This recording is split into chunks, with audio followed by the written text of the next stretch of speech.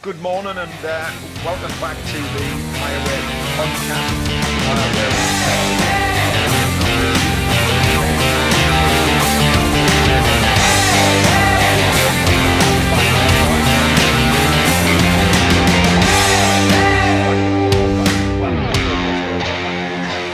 So how are you doing, Craig? All right, mate. Yeah, it's good to be back. I've had some really good feedback from the last one that we done. So yeah, it's great to be asked back again, mate. So no. People were asking me. You see, quite a lot of people who listen to the podcast tend to come from a focus that is just martial arts, and I'm trying to break that mold a little bit because the martial arts is supposed to be about more than just hitting things. You know, it's supposed to be about character building and the evolution of the consciousness and all of that sort of stuff. But very few people in the martial arts give time to that because they see it as like either too complex or just too much hard work. It's easier not to think, you know what I mean? And I think we see that in society today, don't we? People prefer not to think. You know, you start to challenge people's thought processes and they fall apart and they resort back to what we were just talking about a minute ago, beliefs, limiting beliefs. But no, the thing that struck a chord with quite a lot of people that I've spoken to about your last podcast was about the memory thing. All right, okay. You know, what you mean by it, pretty obvious. But no, let's go to basics. What you mean by it, how it works, and how you can improve it. Because I've got a lot of university students who need to learn things quite rapidly, lots of information and facts. And they look for shortcuts, as a lot of people do. But and I've explained to them, there are no shortcuts. You just have to work hard. But it's a technique, but you need to learn the technique. So let's just talk about the starting point. What got you into the memory thing? For me, I digest. Again, going from memory, the last time we spoke, we were talking about the best way to read books and how you take the information in. Yeah. And a lot of us will do the same thing. You with learning Italian, you know, you'll go through a book, you'll have a phrase, and you'll sit there, whatever it is, and you'll keep repeating it over and over until it starts to stick. Yeah. And then you potentially move on to the next one, but the first one's it's gone. It's just vanished, and it's So I sat there with Ben. He ran an online course on how to memorize a deck of cards. I know Ben Cardle. Ben Cardle, very good mate of mine, and my ongoing mentor for all things deduction and profiling and so forth. Yeah. And he ran it, and I purely jumped on because one, it's Ben, and what he puts out is researched, and he does it every day. He's not just got it from a book, he lives it day to day. And I thought, I've always wanted to do that. Let's give it a go. And he taught us the mere basics of how to do it. Right. The thing is, it's in every single book that you pick up on memory, but it's easier when you've got it as a one-to-one and somebody's teaching you as you go, because you've got the interaction. So then it was a case of, well, how can this be applied to everyday life, to study, to kids in school, to kids in colleges, to, like you said, university students? And we realized that every technique we use for memorizing something, there's always one sat by me, and I'm not doing it because I've done about 2 decks this morning. But it's one of those that once you learn how we make the associations in our mind, it can be applicable to everything. So university students, brilliant. I don't know if you've heard of the name Tony Buzan. Yeah, Tony Buzan. Yeah, the mind map man. That's the one. Yeah. Tony is one of the guys who started off like the World Memory Championships. Right. And you go along, and these people memorize a phenomenal amount of information. I mean, it's truly staggering. And he worked out that by using his mind maps plus these memory techniques, you can recall virtually anything you want at any time. The trick to it and I shouldn't say the word trick because No, it's I was not. going to pull you up on that. Yeah. Yeah, you do have to put the work in. You have to learn the process. Is going instinctively with how our mind works. So almost everybody visualizes something. They have an image. If you use those images and associate them to what you want to learn, it sticks a lot more readily. So if you're reading a book, I don't know if you hear the author talking in your mind. I don't know if you see him potentially sat in front of you, and when you're reading it, you can hear his voice reading it to you. Yeah. It makes it more memorable. Yeah, absolutely. So you can walk away and regurgitate it. So I just started delving to sit there and say, what else can this be applied to? So that the cards are just, basically a starting block for the process. I'll tell you, there's an interesting thing you were talking. You've already talked there about employing two of the senses while you're reading a book. You obviously got the sight, you got the visualization of maybe the author in front of you, and the sound of the author reading the words, like Stephen Fry. If you read a book by Stephen Fry, I don't think you can't read it without hearing his. And some authors will actually write in the way they speak, which makes it even easier, because it gives you that emotional attachment to the whole thing, which makes you want to learn. What I find is important to me, and I always associate with learning, is libraries and the smell of books. So when I get a book, now this may seem strange to people out there, but I think you know exactly what I'm talking about, Craig. I got a book last week, and the first thing I do when I get a book is I have a sniff of it, right? And if it smells right, this sounds crazy. If it smells right, I know I'm going to have I'm going to remember this book. It's going to stay with me, which is why I hang on to books, because books do get a smell. Old books particularly. And it's very straight. I've yet to smell a book that I haven't gone, mind you, I've seen a lot of shit in some of these books, but you know what I'm saying? You have a sniff and go, no, that's not a bestseller. I'm not going to bother it. I will give it a shot, though. I'll give it a shot if the title's appealing and if I like the author. But I think what you've said, you've made allusion towards allusion, not illusion, an allusion to the fact that it's important to employ the senses when you're doing this. And I remember reading Buzan for the first time, probably before you were born, right? When his first book came out. And what attracted me to it is I'm a very visual, artistic sort of person. So the idea that you use different colors and shapes and forms for the mind map immediately struck a chord with me. And it's something I've always used mind maps, always. Yeah, the problem with mind maps, and it's in order to be able to use them effectively, you have to know how they work. Yeah. So if you're just, I'll do a mind map, and you're doing whatever it is with medical students. Yeah.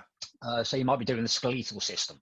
And you're sat there going, right, we'll obviously start with the cranium because it's at the top.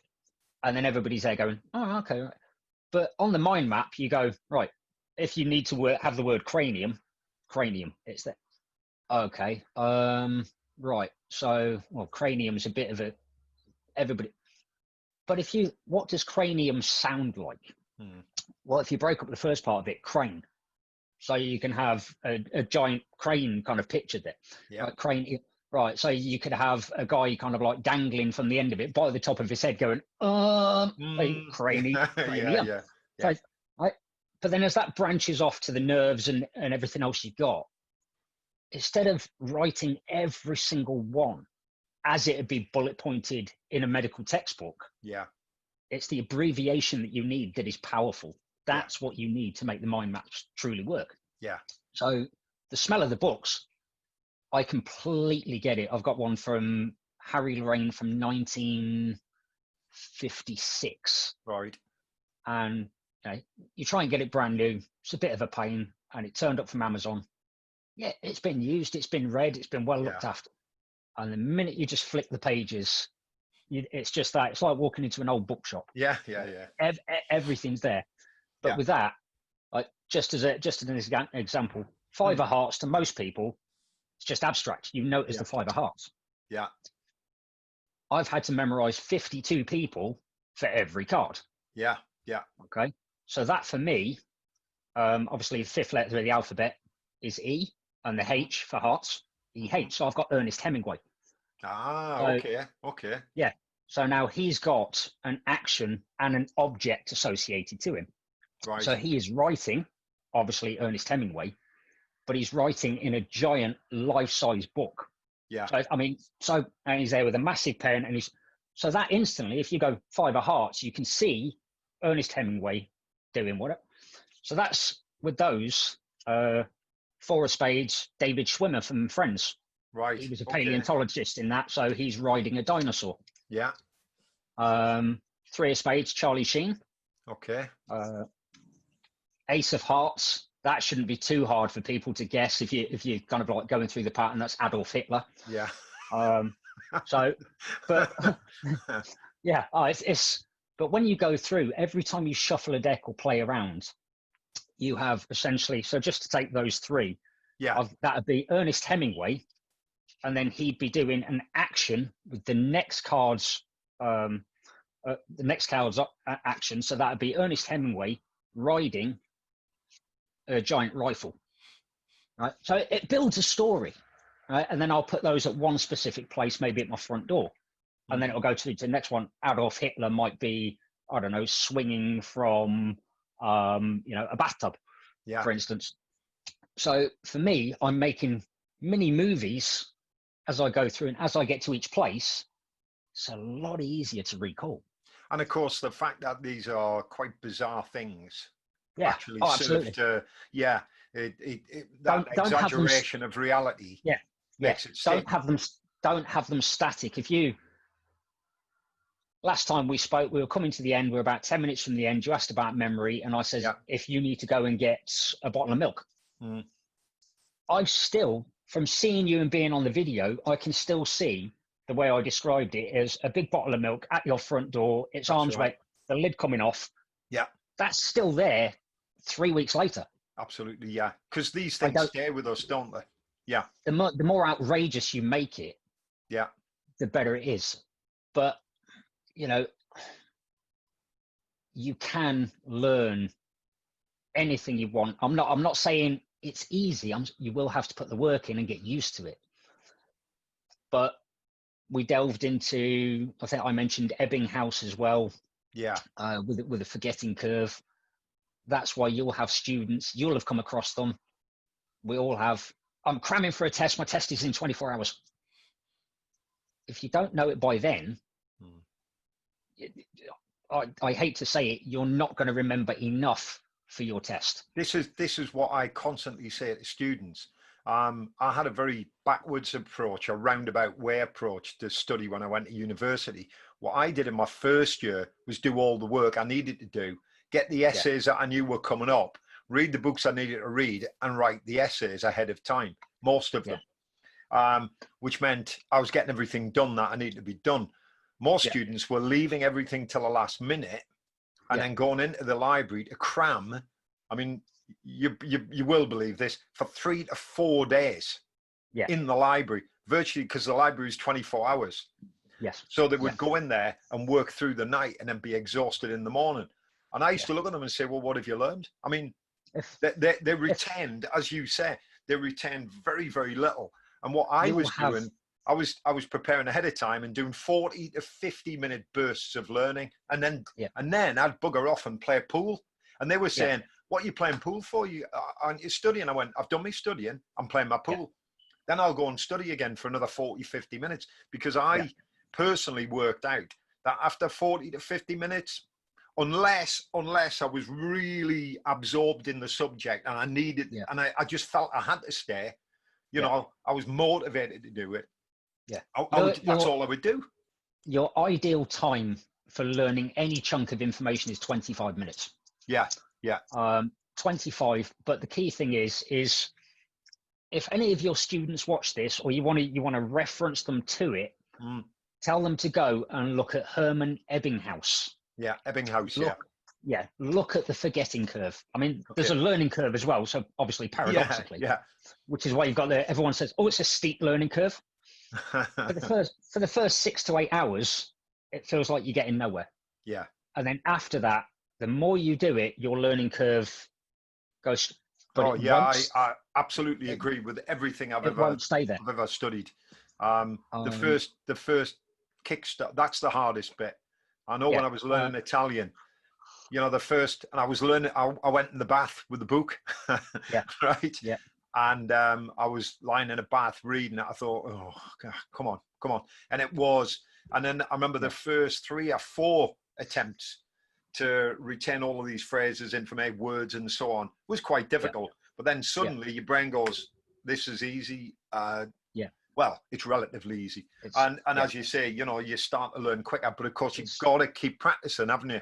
Well, with that, the key thing is to break the forgetting curve down, like, really kind of simply. And not that I'm saying anybody won't grasp it, because you will. It's really easy to grasp. Yeah.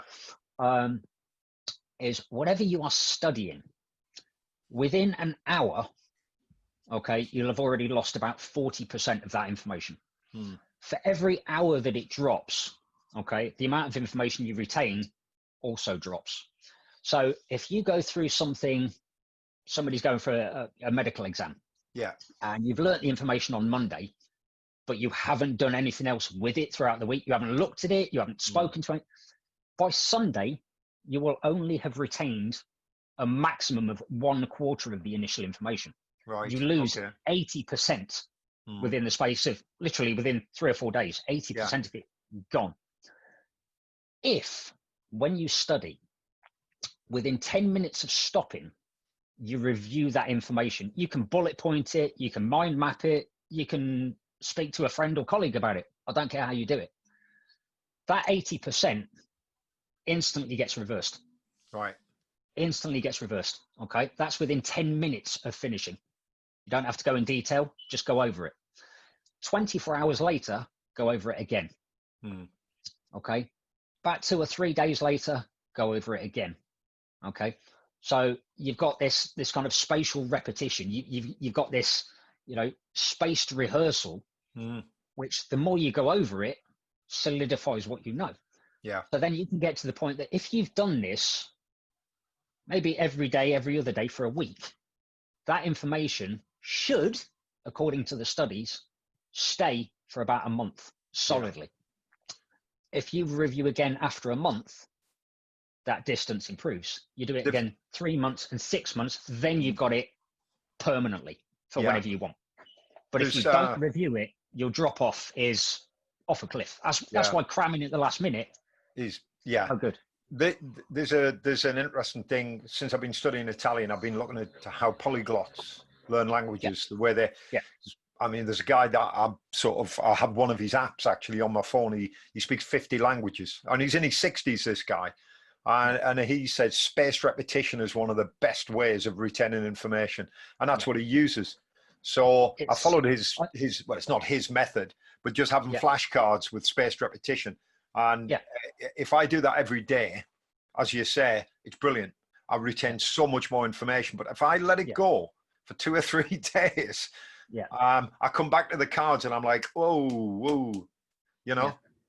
If you do them, you space them. I mean, you could be having a cup of coffee and your flashcards are sat next to you. Yeah, well, this is what I do. You don't have to spend an hour. You're just like, quick review. Okay, fine. Leave it a day or so. Go back to them. Turn the cards over. Fine. And then you'll get to the point where it's just, I've got about 160 digits of pi stuck up here somewhere. Yeah. with a root and everything else. And to learn it, I had to make mental associations for the numbers 0 to 9. So 0 was a circle, 1 was a pencil, 2 was a swan, 3 was a moustache, etc. Yeah, I get it. And then, you know, you have them interact like you do with the cards. Yeah. So I haven't touched it properly in over a week. I learned it 2 months ago. Right. But in theory, if I just recall the place now, I can go 3.14159265358979323846264, and it's a stream of information. Right. But I don't have to think about it. No. I've done the spatial repetition. Yeah. Is that because I did an interesting thing when I was a kid. A bit of a nerd when I was younger, and I loved astronomy. Right, I was 10, 11 years old. I was really into astronomy, and I realized they used the Greek alphabet to denote the brightness, the relative brightnesses of stars in a constellation. So alpha would be the brightest star in that constellation, beta, gamma, delta, epsilon, zeta, eta, theta. And I remember going away and I said to my mate, I'm going to learn the Greek alphabet. And the way I did it was the rhythm. Now I noticed how important is that to you, having a rhythm in the memory, or is that not important at all? Well, with that, you've just seen me go through like the first, I don't know, 15, 20 digits. I can pick a location of wherever it is and instantly, theoretically, see that sequence of numbers. Yeah. I group them, obviously 3.14 is a group of 3. Yeah, it's jump. So it's easy. Yeah, so it's easier for me. I mean, you could do more to go 3, 3, 4, 3, 3, 4, so 10, 20, 30, and so forth. Yeah. So I can jump to kind of like near the end and go 8, 1, 2, 8, 4, 8, 1, 1, 1, 7, 4, 5, 0, 2. Because the only reason it comes out so fast is because it's just there. Yeah. It's so, there's no mental effort to it. And it's not because I've spent like 7 hours doing 160. I've done it a chunk of 30. Oh, 30 is cool. Can I get to 50? Yeah, I'll throw in another 20. Rehearse them, and then done the spaced repetition. And before you know it, doesn't matter whether it's rhythm will work for some people because it's got a feel to it. Because because I know you play guitar, right? Or you have been playing guitar. I attempt to, yeah. yeah, same as me. I attempt to play guitar. I have a son who's infuriating because I'll say I'm learning this, and he'll come back on in half an hour and go, "Yeah, I've played it. There you go." And you go, "Right, okay." But he's a freak of nature. I mean, he shouldn't be able to play musical instruments the way he does, but he can. He doesn't. It's like effortless. Now, so you're learning. Let's imagine there's some guitarists out there, because it's bound to be. I've got a whole swath of different students who do different things. Yeah. So can you use this memory technique then to learn like arpeggios, or is that a different thing? You can learn it. Do you use memory? You can use it. For me, I've been playing keyboards and stuff since I was about 6. Right. My grandfather taught me to play by ear. I cannot read a note of music. If you put a music sheet in front of me, all I see is squiggles and lines. But if you play a couple of notes, I'll be able to start to pick it up and then work it from there. Work it out from there. I couldn't tell. I mean, I've had to learn the basic chords, your E, your C, your D, your A, that sort of stuff. Because obviously if you're trying to play rhythm as well. You've got to have, a notation, haven't you? But I know where my fingers go, but I haven't specifically said, right, I need to learn this. You can apply these techniques to anything from learning mathematics to philosophy to musical instruments to your shopping list. Basically, if it needs to go in here and you need to keep it, even if it's short term, the techniques are there. You've got them to memorize numbers, places, dates. You told me a week or so ago, "Oh, Craig, do you want to do a second interview?" Just locked it in. It was there in the conversation. Right, Sunday, 2:00. You called me. Right, 12:00. It's just there. Yeah. You don't need to play around with it as much. So yeah, you can apply it to absolutely anything. If anybody wants to go out and look at the work of Dominic O'Brien, an 8-time world memory champ, the work of Harry Lorraine, who was famous back in the 50s and 60s for doing this. He'd memorized 1,000 people in the audience. Yeah. If anybody wants to learn anything more on this to improve what they do, give me a shout. I'll coach people in it. Ben also coaches people in it all the time. Yeah. Get hold of Ben. Yeah. But it is applicable to, I'll put this to you. Name one thing in your life that you do where you haven't had to use your memory. One thing. Right?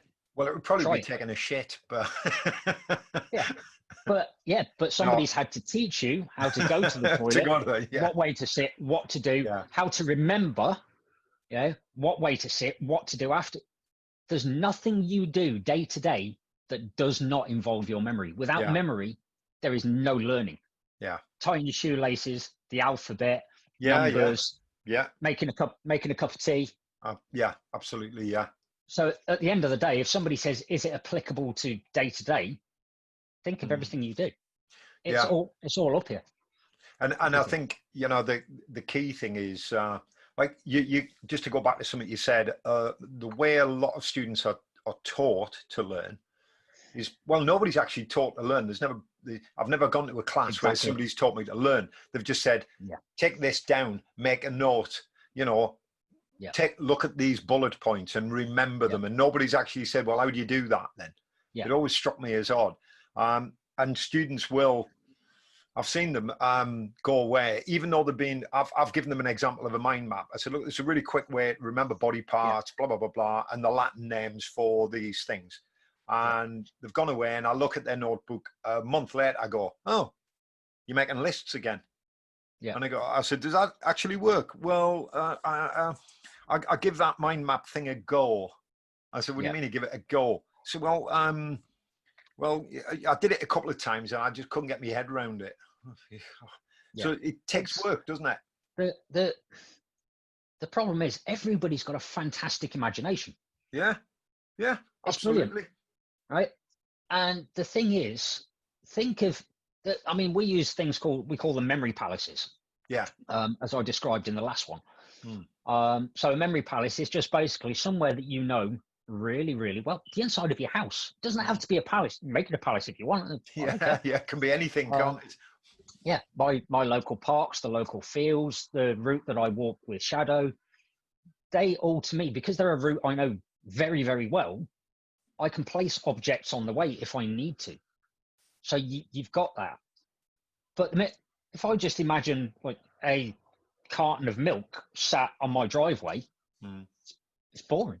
It's if I walk out of the house and it's now an inanimate object that suddenly came to life and it's interacting with me, the surroundings. Okay, so I've got the milk and I need a loaf of bread. Yeah. So the milk's gone absolutely kind of batshit crazy and its lid's come off and he spilt it all over the bread and the bread's now pissed off and he's trying to wipe himself down. You've got this story that all links in. Yeah. And it is the most fantastic, funny, way to be able to record, because it takes effort to learn it. But once you start getting the hang of it, if you teach it in schools, how many kids are sat there every week? You've got a spelling test on Friday. You've got 10 words. Oh, yeah. Okay. Oh, great. Here's your words. And the kids constantly going, because, B-E-C, B-E-C, B-E-C. Right. Okay. Taught it to my daughter. She had to learn a word. And ironically, can't remember because it was about 10 years ago. Yeah. And I sat there and she came home. She was like, Dad, I can't do this. I can't. She said, yeah, you can. Just break it down. What do you like? Being a girl, it was all sparkly stuff, princess stuff. Every single letter, it either came to life with a fairy wand, it was glittering, it was shiny. Got it like that. Yeah. She went back in, she does the next spelling test, she gets it. Teacher turned around and says, hold on. When we gave her one the other day, she didn't get. I said, oh yeah, I've taught her a couple of techniques. Again, ironically, before I really started to learn them, because I knew about them. And the teacher turned around, and I swear to God, she turned around to me, she went, oh, but you can't teach them stuff like that, it's cheating. Pardon? What, using your imagination? I says, well, hold on. I says, I've just taught her to imagine something and not only to be able to remember the order of the words forwards and backwards, but how to spell them. So, oh, no, we don't teach that sort of. You might not, but I do. It's cheating. How but ridiculous.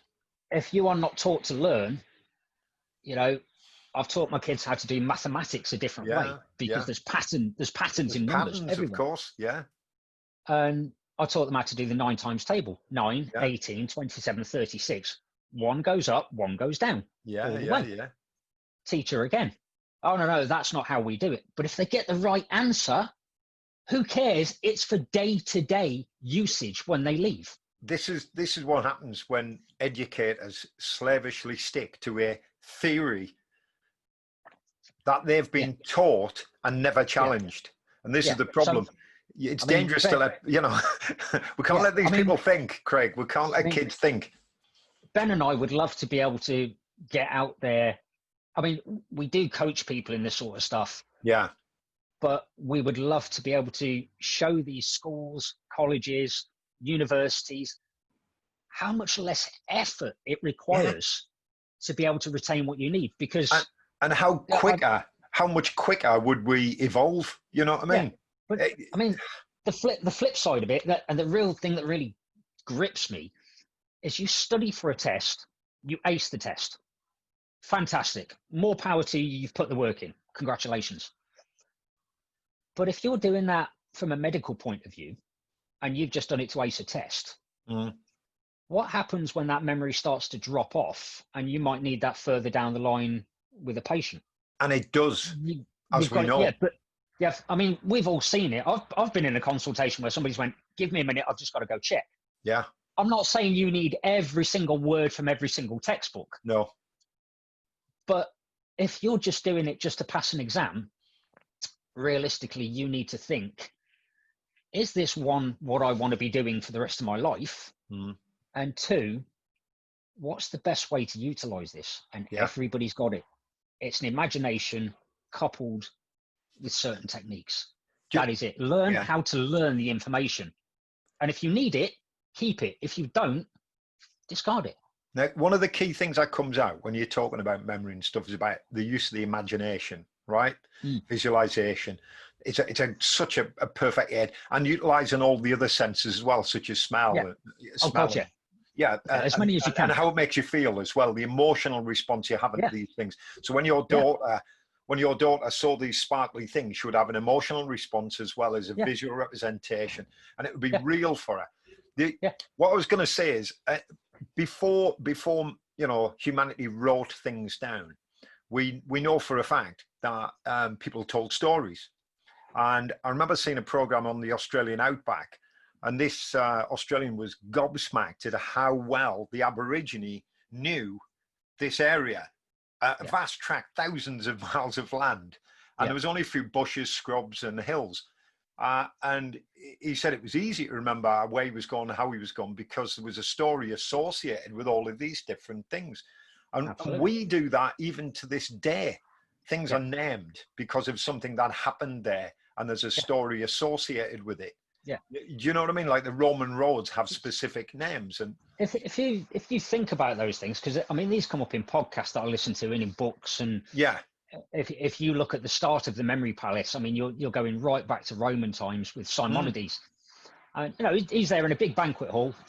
He's got everybody around him, just to kind of like paraphrase, and all of a sudden, like an earthquake or something happens, the building comes down, he's outside, everybody inside, flattened, pancake.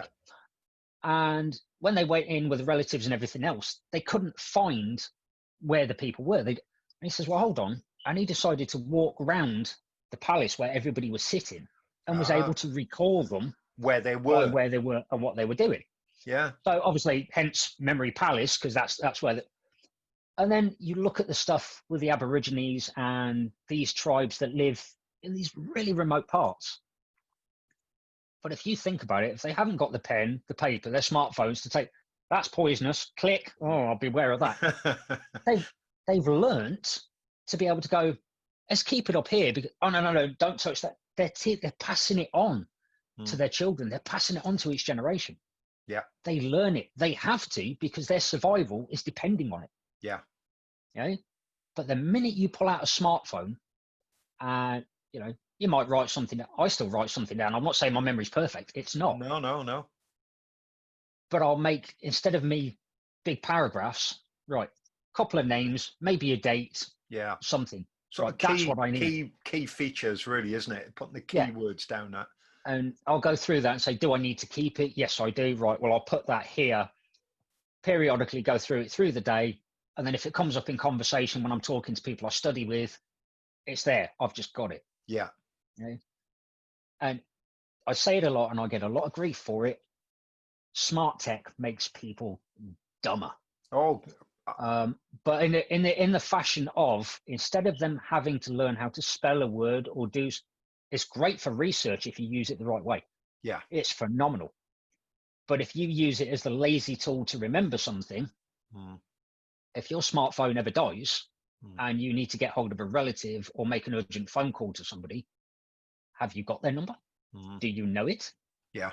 Because you always sit there and go, let me check with so-and-so. Oh, I've got to ring so-and-so to get the number. Yeah, It's just like, I mean, when I used to take people down to Brecon Beacons and teach them navigation, map reading, and safety on the hill, the first thing I'd start with is I said, let's forget the map, let's forget the compass, let's walk around, let's take it in detail.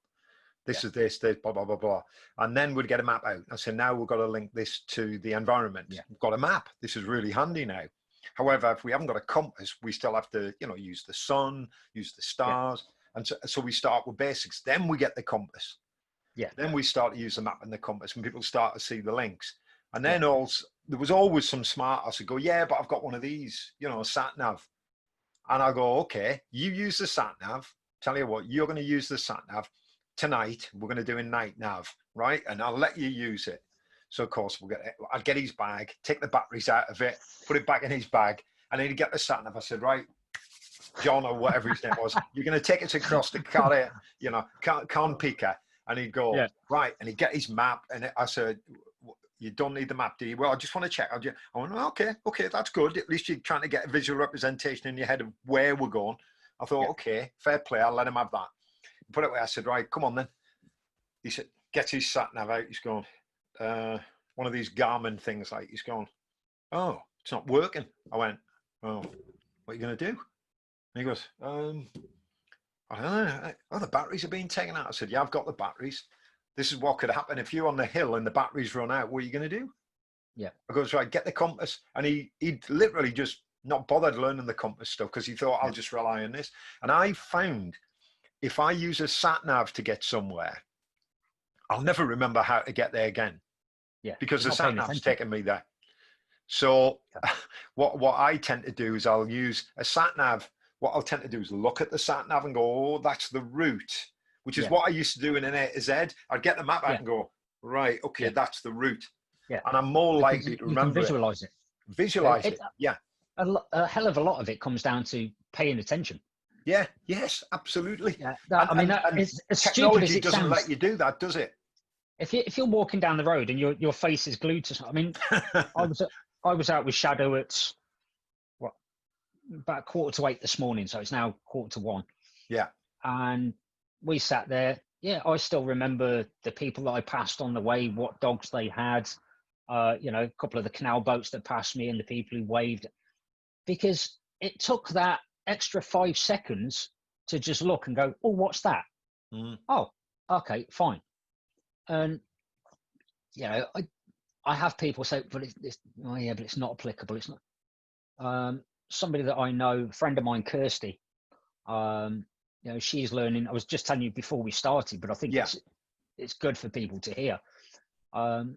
She knows sign language, but obviously she wants to go to the next level and improve. Because she communicates with her brother-in-law, and she's got other friends who are deaf as well. And she's done a class on emotions, and they gave her 40 of them. Right. 40 emotions. And if I gave you a list of 40 things and went, right, Bob, I want you to memorize these, I've got no doubt you'd get them done. Yeah. But over what period of time? And how would you do it? Yeah. She came to me, she says, oh, I've got these to do. I said, oh, it's easy. She says, just crack on with it. I said, I've done bits of sign language, but not a lot. She says, oh, well, yeah. Right, here's what you do. You've got the emotion you need to learn, and you've got the sign that goes with it. And there was one from memory, I think it was confused. And it was literally, I've seen the videos on these emotions, and confused was kind of like up here like this. Oh, okay. And I started laughing, and she says, what? I says, it's like somebody's just said the most idiotic thing to me, and it scrambled my brain. I says, and I'm just trying to wash it out of my head. Right. You know what I thought as you did that? You know what I immediately went? My head's inside a spin dryer. It's like spinning around. Confusion. It's like, But that's the first thing that popped into your mind. So that will stick. Yeah. And it says associate these with something that you already know. Okay? Make it really stupid, even if it's never going to happen. Yeah. It's your imagination. Nobody's going to know. And she came back to me. She said, yeah, she says, I've been going through this. And I says, have you got all 40? And she went, I have. So, okay. This was less than 24 hours later. Yeah. And she got 2 of them mixed up. So we went through and I says, right, I says, I know what you've done. You've played around and you've changed the images to one that you thought suited. And yeah. Pick the first thing that comes to your mind. Yeah. Because you don't have to work with it. You don't have to create it. It's a natural image. Yeah. It's potent. Use it. And I said to her this morning, I says, do you mind me kind of like mentioning you on the video? She says, oh, no, not a problem. I says, mainly because it's a real world thing. Yeah. And it's being used day to day in her life. You know? And I asked her an honest question because I always ask for honest feedback from anybody. Good, bad, or different. So if you think I'm crap on this, let me know. I can always improve. But I said to her, I says, well, what do you think the difference was in the length of time for you to learn it comparatively to what you've done before? And she came back to me this morning and she said a minimum of at least 5 times quicker, if not a lot more. So you've only got to think about that if you start learning these sorts of processes, how much study time you're actually cutting down, how much more you can remember, and in turn, doing what we do, less stress, less anxiety, less nerves going into an exam, because everybody knows nerves impede your ability to be able to recall of course, under stress. So if you can do it easier, there's less stress, less anxiety, you walk in, you reviewed it that morning on the way to the exam, going through in your mind, yeah, I've got it. Because as I say to everybody who comes to me for exam nerves, it is nothing but the regurgitation of information. Yeah. And if you are not storing it correctly, what are you going to regurgitate? You're not. You're not. Absolutely not. You know. I mean, so if your students start studying on a Monday for a test the following Monday, get the information in. 10 minutes later, review it. Later that day, review it again the next day. Maybe 2 days later, and a couple of days coming up to the exam, run through it on the Sunday night, Monday morning, on the way to class, lectures, whatever. Just bod through it. Oh, it's still there. Out comes your sheet of paper. There's your information. Goodbye, go home. I'm not saying it's flawless. I'm not saying everybody will get 100%. No. But there are people using these techniques. Documentary on Netflix, Memory Games. Anybody's got Netflix, go watch it. And there are people in that who use these techniques to do 2 degrees in the time it takes people to do 1. Yeah. I mean, the thing is, the evidence is so extensive in terms of these techniques. We know that they improve memory. We know that they work, that they function well. You've taught them to lots of people. I mean, I don't have the experience of teaching people memory techniques, but I know how people tend to remember things when they're having an emotional attachment to it. And how visualization can play such a big part in that, as well as employing the use of the other senses. So we know people just with that. The only reason that's just triggered something from the other day, and somebody went, no, I don't agree. And I asked one question. Right? I says, you're about my age. And they went, yeah. I says, where were you when 9/11 happened? And they went, oh, well, I was around my mum's doing this and the other, and I remember being in the garden and I heard it on the radio. I was in the gym. I was in the gym on the squat rack, just about to go for a cup of coffee. I was in South Shields with my brother teaching him NLP, and we were out at lunchtime. We went to Greg's and we were looking. We walked past a radio rentals TV shop, which had a TV in it, and it was on there. And I said, oh, what's happening there? And I remember it as clear as day. I remember it was a blue sky, and it was cold because that day. That emotional impact, it's when we talk about anchors in NLP. Absolutely, You hear a piece of music. I remember if I'm out on a walk with Shadow and I hear a music track come on the radio or it pops onto my podcast listing, it's a case of, oh, I walk out the next day. I was exactly by that lamppost when this was playing yesterday, because I went, oh, I love this song.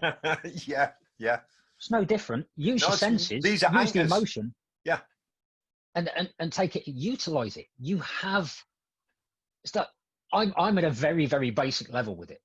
Right. You know, Ben's took it further, other people have took it, but every single person is capable of doing it with a little bit of work. When you understand it and you apply it, I promise you, the work you do, the study you do, exponentially easier, less stress. You learning a language. Don't just look at learning the Italian word. No. What does it sound like in English? Exactly. What's the representation of it? Yeah. You know, it's like, great, I'll attach that to this. It's ridiculous. But the minute you think of the image, you get the word. Well, because I obviously I've read a few books on memory and stuff, but I knew about memory palaces and that.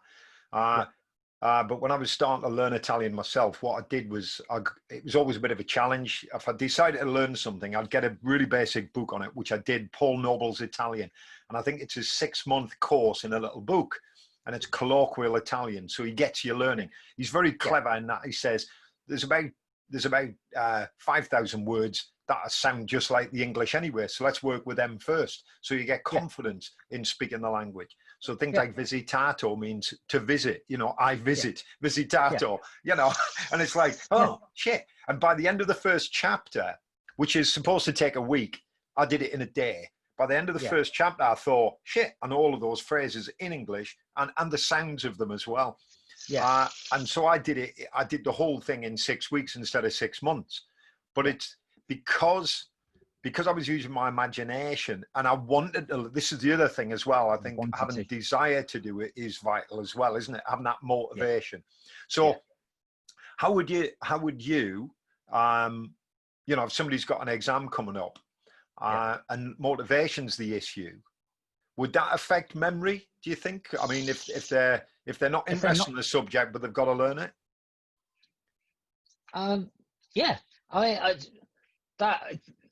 Sorry, I mean, I know the answer, but I'm just asking. I know what I would do.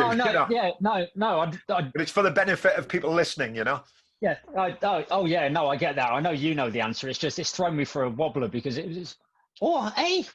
Yeah, I'll tell you. Here's an example, Craig. Here's an example. Medical students, right? They're very motivated to become doctors, but certain parts of the curriculum. So, for example, some of them hate anatomy, right? They hate it, but they have to learn it. And they've got to go away and learn it. And I say, well, and I'll use some NLP with them. I'll help them, you know, motivational techniques. So they've got good memories, you know. They might even employ memory palace type techniques, but they lack the motivation. So how do you approach that sort of one? With those ones, number one, my first question to anybody like that is, okay, if you're motivated to do X, Y, and Z within this curriculum, what I like to do is find the patterns between those, why they like it. Right. Okay. Because there's going to be an underlying potentially an emotional connection with that. Okay. I know a fair few medical students where they've done this sort of stuff and they've delved into one area because it's maybe affected a family member. Yes, absolutely. You're right. Spot on. So with this sort of stuff, as they go through, I look to take the information from each of the modules that they enjoy doing. Okay. We find the difference between those and the one that they're a bit kind of, I know I've got to do it, but I can't be asked. Right. And I literally get them to replace one for the other. So you're changing the structure of their experience. Yeah. Because especially it's a lot easier to do if somebody can see that, like the anatomy, they don't like doing anatomy, but every single thing that you do within the medical field. Yeah. You've got to know anatomy. I don't want to be going to see a medical practitioner who doesn't know about anatomy. You know, I go into have my appendix removed and I come out missing my liver. You know, it's just. But it's strange because you'll get them. You'll get a lot of medics going. For 4 years, right? They'll study cardiovascular system, the gastrointestinal system, the lymphatic system, the blah blah blah blah blah, the cranial nerves, all quite complex things, and then they'll have to do a musculoskeletal module, which is bones and muscles. And they're like, I'm never going to remember all of this. And I would say, hang on a minute, you just describe to me the gastrointestinal system and how it works from mouth hole to bum hole, the whole thing, and they can go blah blah blah blah blah blah blah blah blah blah blah blah blah blah blah blah. Right. So what is it? So I get what you're saying, Craig. So what is it you're doing? What is it you're doing to remember that? Yeah. I mean, the problem with that is as well, if they're not doing it and you actually get it through to them in a way where they'll break it down for you. If you do it the right way, people will love to tell you why they can't. Yeah. Oh, yeah. They love it. Yeah. And if you sit there and say, but so does it actually make sense to not learn this, given that it would make this, and this a hell of a lot easier? Yeah. And they're like, well, yeah, but if I'm going through the muscles in the body and the bones in the body and all the rest of it, okay, if I split you straight down the middle, right, is this bone here different to this bone there, apart from it being on a different side? Well, no. So if you could memorize the bones on this side, are the names for them completely different on the other side, given that they're the exact same bone? And they're like, well, no. So I've instantly cut your work in half. Yeah. Oh crap! I never thought of it like that. No. Yeah. That's why, people are going, yes, we are bipedal assembly platform. Yeah. Yeah, 2 legs. Yeah, we get it. But it's usually because it's overwhelming. They automatically think there's so much. I just can't do it. Yeah, that's absolutely true. But if they're overwhelmed by the information. What I've noticed as well, and I think well, I know you'll probably agree with me here. And this might be useful to anybody listening. I noticed that I said to the student, when you think of the cardiovascular system, the genitourinary system, blah, blah, blah, blah, blah, what do you think about it? And they looked up, right? So I thought, okay, this guy's visualizing it. He's obviously getting, and then he went internal auditory dialogue. He looked down, he was talking to himself and looking at the pictures. So I asked him about the musculoskeletal, and this is what he did. He went straight down to kinesthetic. He went, and it was a simple thing. And I said, hang on a minute, look up there and see the musculoskeletal system. And that's when he had his breakthrough. He went, I see what you're saying now. And it's often as simple as that, isn't it? There's, like I said, you find out the reason I'm saying it, Craig, is do you find this happens with people? So you're using NLP techniques with people who want to learn memory techniques. So their inability to remember certain things is because they're using the wrong system. They're going for feelings rather than visual, or auditory rather than kinesthetic, or I mean, you've got some people, I mean, not a vast majority of the population, but you've got some who suffer from aphasia. So they can't visualize. They've got nothing. So if I said, I want you to visualize a deck of cards, they're like, oh shit. If I go, right, okay, these actors, because they don't have to be actors, they can be anything, anything, and inanimate objects, whatever you want. 9 times out of 10, they'll have a sound, they'll have a feeling, they'll have an emotion, of some description attached. They can still do it. Yeah. But what I find, I don't necessarily get the kind of, it doesn't feel right. Now, for me, it took me about 3 weeks to bloody work this out, is I was struggling like hell to memorize 52 people. 52. Because I don't go around memorizing the name of actors. No. It's right. Yeah, obviously I know about Charlie Sheen and Arnold Schwarzenegger, and I know about Ernest Hemingway and To Kill a Mockingbird and all this. Fine. 6 of Hearts, Sherlock Holmes. The Ace of Diamonds for me is Arthur Conan Doyle. Arthur Conan. Yeah. But with those, I said to Ben, I says, I've just tweaked it. I says, I know why it's taking me so long to go over and over. I don't have the emotional connection to them. Yeah. And I'm just, they're a person on the, I don't know them. I've got no attachment to them. I don't care. Sounds harsh. I don't care about them because they're not in my day-to-day life. Yeah. So I struggled it was easy to visualize the people. Yeah. But I had nothing that went with it. It was just, it's a person. So I had to then attach something to it where they're doing something funny. Well, what do I think of him as an actor? Well, yeah, he's funny. King of Hearts, Kevin Hart, the little small coloured comedian. Yeah. Brilliant. you know, in my memory palace, he's about this big. So you because yeah, he's tiny.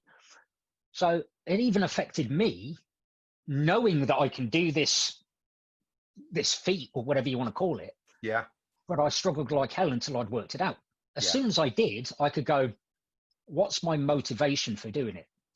I could take my own internal motivation, the willingness to want to do it, the feeling that I know I'd have once I completed it, you know, the sense of accomplishment that I could then apply this and teach it to other people. You know, that, yes, I could then go, every card I turn over, you get an excited go, because I've just taken that one and I've imposed it onto those images.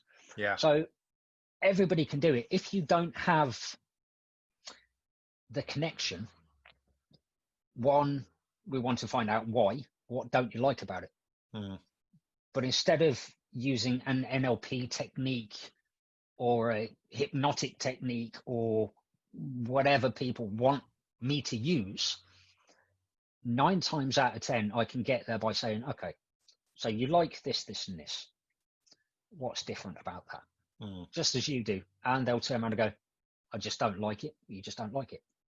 And they're, oh, no, because it's more often than not, the one I get is because I know it's going to take a lot of time and I could be doing something else. Oh, yeah. And, you know, it's just, you know, I can see it being boring. You can see it being boring. Okay, so you've already made the image of you being bored, stupid, when you could be, you know, watching Netflix or eating a pizza or whatever. Okay, can you do 5 minutes of this? It's 5 minutes. Oh yeah, I could do 5 minutes. Right, we'll start with that. Yeah. And then I get them to start experiencing it and playing with it to the point they can go, my memory's really shit. And within 10, 15 minutes, they've memorized a shopping list of 10, 15 items. And they go, holy crap, I couldn't do that before. I could barely memorize. So if you can do 3, 10, 15, 20, would it be any harder to do 50? Yeah. It's funny that, you know, because I had an experience of this. I run a meditation course group, and we had a meditation seminar about a month ago, 6 weeks ago. And the people who came on, there's about 25 people on it. And the common thing was, well, I don't have enough time to meditate. And I go, well, why have you come on the course? Well, because I want to be able to meditate a bit more. So, okay. So what's the problem? I said, well, it's getting the time to do it. And I said, well, just do small meditations. Well, I don't think I've even got the time to do that. So in the course of the 3-hour seminar, I'd done 5-minute meditations interspersed, right? You know what I'm going to say. So we came to the end of it and I said, right. I said, well, we're finished now. I said, I want to thank you all for coming along. It's been really, I've learned a lot, and I hope you guys have taken something away. And can I just say something? How many of you were struggling to do meditation, you know, daily? And like all little thumbs came up on the Zoom thing. And I went, quite a lot of you there. I said, do you realize you've just done 40 minutes of meditation today? And they were like, oh.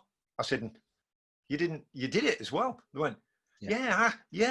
I said, so you have got time to do 5-minute meditations during the day? Oh yeah, I guess so. And people were actually gobsmacked at how quickly they'd got quite good at focusing their attention, because they were only being asked to do 5 minutes. Yeah. And because of the variation in the techniques, it kept their interest.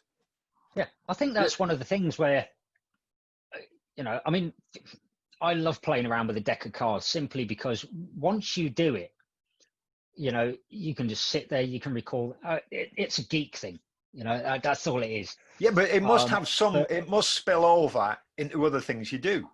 God, yeah, everything. Yeah, it's not just about memorizing cards, is it? No, it's that, you know, the information, you know, if I sit there and say, well, before I struggled to remember 6 things that I was told that goes on a shopping list when I pop into the shop. By doing something as small as that, you can do 10, 15 cards, 10, 15 items, things around your house. I don't care what it is. Yeah. Go and find the technique. Come to us. You know, we'll coach you. You can get the techniques. We can teach you this.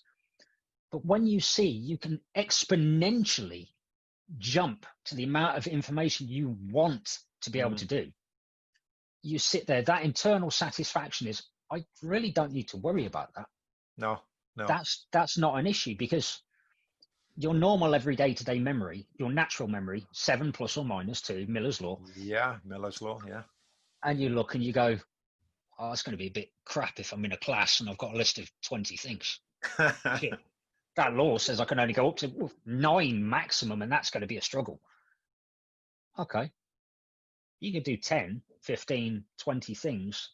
You start to realize the only difference is once you have the techniques down, the amount of time that it will take you to take the information in. That's it. If I wanted to, I could memorize 1,000 digits of pi.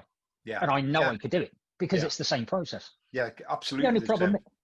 The only problem is with, according to Ebbinghaus, with the kind of the forgetting curve, in order to keep the 1,000, I'd have to, it's a pain in the arse to review 1,000 digits. Yeah. But if anybody's asking you, and I had somebody PM me and say, you said you memorized 100 digits of pi, that's bullshit. And I'd done them a video because they said I had it wrote down somewhere. I was glancing off camera like I'd done earlier. And I sat there and I said, yeah, maybe you're right. And I went like that. I went like that. And I went 3.14159. 265 358 979 323. And went all the way through, done the 100, sent him the video. I went, now, unless they're tattooed on the inside of my eyelids, I think it proves the point. Yeah. And I don't often do that, but as you've seen, anytime I do it, Ben does it, Liam does it, anybody I'm trained by or train with, we put it to the test because we want to know if we are coaching medical students, kids in school, colleges, anybody, we have to be able to prove that it works. Oh, absolutely. There's got to be evidence. Yeah, of course. But that's a standard. I mean, I've known you quite a while now, and I know, you know, you're not doing it as an ego thing. I do it because I want to, and I genuinely want to be able to show people out there that they are capable of a damn sight more than what they believe. Yeah. You know, and the limits that they impose on themselves. I said this yesterday to somebody, again, is that really your belief? And they're like, well, yeah. So no, what I mean by that is, did it come from your mum, your dad, your uncle, your teachers, your last employer, somebody you met on the street that's just went, "Oi, fatty," you know, and you're kind of going, "Oh yeah, he's talking to me," because everybody's done it. You walk into a room and they go, "Which one?" You go, you know, anybody out there who needs to lose weight, I apologize, but this is what I get given weekly, and I see it all the time. The short fat guy in the corner. Yeah. They don't even know his name because they haven't bothered to take. They haven't bothered. Yeah. The person's going, I am. Yeah. They live up to that label. If you just take that for a moment, what if I am capable of doing, even if it's 2, 3, 4 more things that you want to do to get towards your goal? If I achieve those, what else can I do? Doesn't have to be massive. But I would desperately love to get it into various institutions because I know when it snowballs and when people learn, they will teach others, they'll teach their friends. The friends will pass it back to professors. The professors will pass it on to maybe the next lot of students. Yeah. But in doing so, the classroom, the absentees and the absent time for classrooms will go down. Yeah, of course it will. The stress levels will be more down. Engaged. Yeah, people are going to be more engaged, aren't they? The anxiety is going to go down. The stress levels are going to go down. Yeah. You know, and in turn, you know, that can only be a good thing, not only for the students who are learning, but for the institutions that they are a part of. Yeah. Because it will knock it on the head. It'll make life a lot easier in many ways. Yeah. Well, you do know we've gone well over the hour now. Possibly. Yeah, no, we have. And there's always more to talk about. So what I want to say, just in closing, this has been really interesting, really fascinating. And people can get in touch with you, can't they, Craig? Oh, yeah. So am I at liberty to put your email address in the box, as it were, below, the description box that people can see down below on the YouTube thing? Yeah, the email address is fine if anybody wants to get in contact for any coaching or learning anything. Yeah, this is what I'm thinking. Coaching, one-to-one sessions, group sessions. Yeah, I mean, like you said last time, they can catch me on Facebook, Instagram, send me a message about all this sort of stuff. The only thing I'd leave them with in closing is go and check out Ebbinghaus for the learning curve and the forgetting curve. I promise you that if you look into it, you will reverse the 80% rule. Yeah. You will retain a hell of a lot more. Your stress, anxiety, and everything else will go down as a result of it when you see it's dead. And that's without any memory techniques. If you want one specific memory technique, whatever you're learning, associate it to something that you already know.